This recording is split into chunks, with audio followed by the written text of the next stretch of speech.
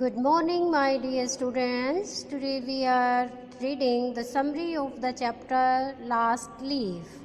The Last Leaf is a famous and touching story of O. Henry. Last Leaf एक बहुत ही प्रसिद्ध और दिल को छूने वाली एक कहानी है. It describes the sacrifice made by an old painter named Behrman. ये कहानी एक बूढ़े बुजुर्ग पेंटर बेहरमैन के सेक्रीफाई उनके बलिदान की कहानी है. He sacrificed his life to save a young girl's life. वो एक यंग आर्टिस्ट एक लड़की के जीवन को बचाने में अपना सारा जीवन बलिदान कर देता है, अपने जीवन का बलिदान दे देता है. Greenwich village was situated in the west of the Washington square.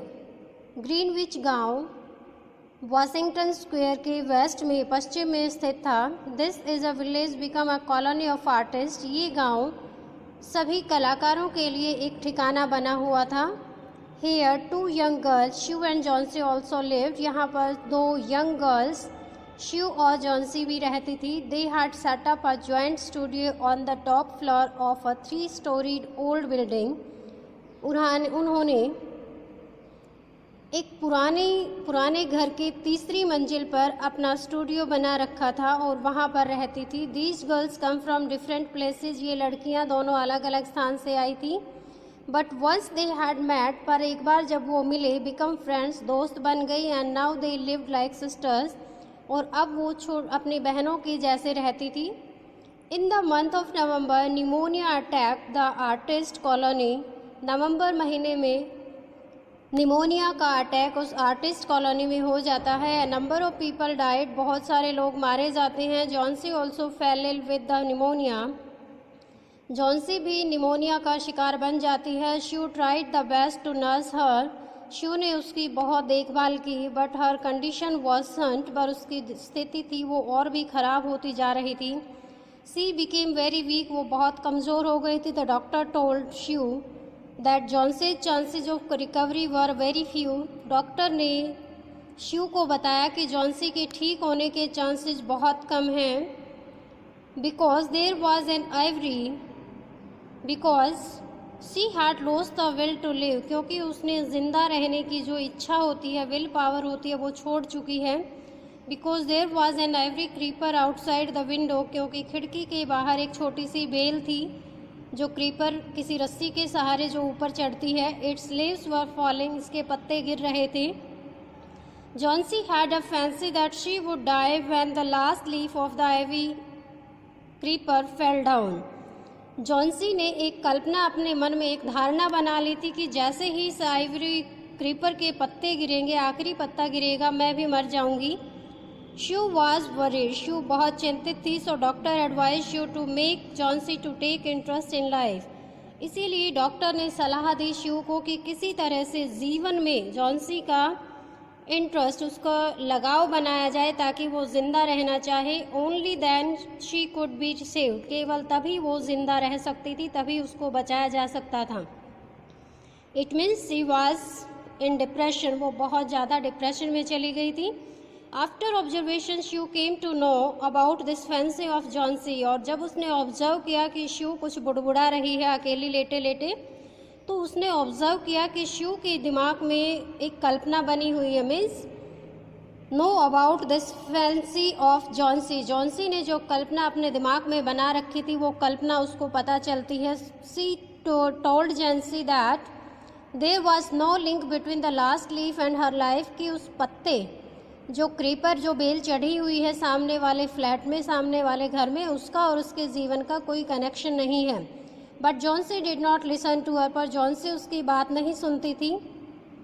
C said that there were 12 leaves left on the creeper. कि जब मैं बीमार हुई तो इस पर 12 पत्ते थे. These were falling fast.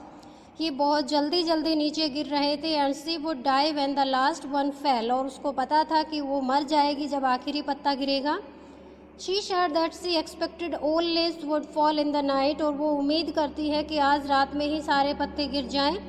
Then she fell asleep. और वो भी तब मर जाएगी. मीन्स उसका भी जीवन का अंत हो जाएगा. After Jonesy had fallen asleep.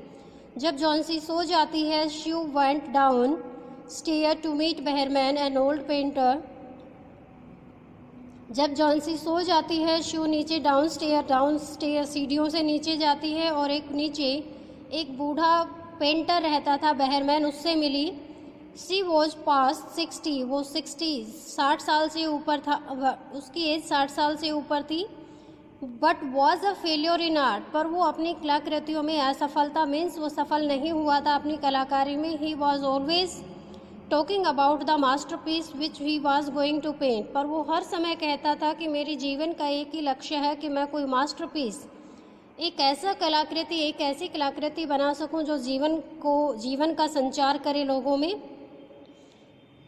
But he had never started it, पर ऐसी कोई चित्रकारी उससे हुई ही नहीं। Sue told Behrman about Johnsy's fancy, Sue ने बेहरमैन को जॉन्सी की जो काल्पनिक संसार उसने कल्पना अपने दिमाग में बना ली थी, उसके बारे में बात की। Behrman decided to help her, Behrman ने निश्चय किया कि हाँ, मैं आपकी सहायता जरूर करूँगा। That night it was raining and snowing heavily, उस रात बहुत तेज बारिश हो रही थी और बर्फ़ गिर रही थी।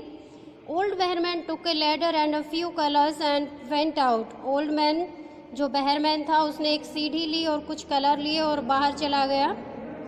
ही found that all the leaves all creeper had fallen, कि सारे पत्ते उस क्रीपर के गिर चुके हैं। But he painted a leaf on the wall, उसने दीवार पर एक पत्ता बनाया। Next morning when Johnsy got up, अगली सुबह जब जॉन्सी जागती है, she looked out the window, वो खिड़की से बाहर देखती है। She was surprise to find the last leaf was still there, वो हैरान हो जाती है क्योंकि आखिरी पत्ता अब भी वहीं था। She knew that fierce wind had blown during the night, सारी रात बहुत तेज तूफान आया है। Still the leaf were there, फिर भी पत्ता वहाँ था। She realize that it was the sin to wish to die, कि ये एक बहुत ही गलत काम, वो बहुत ही गलत सोच रही थी कि वो मर जाएगी।